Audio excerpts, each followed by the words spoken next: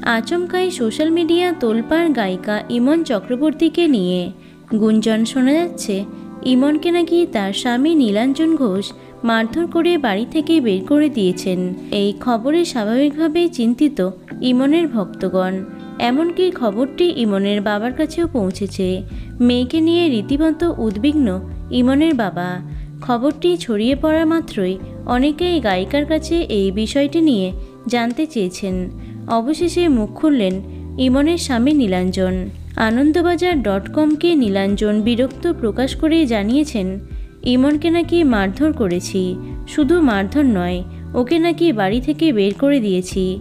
এরকম ভুয়ো খবর শুনে ওর বাবা কষ্ট পাচ্ছেন, সেটাই স্বাভাবিক, এর থেকে খারাপ কি হবে। তিনি আরও বলেন, এই খবর কোথা থেকে কিভাবে এই খবর ছড়ালো জানি না।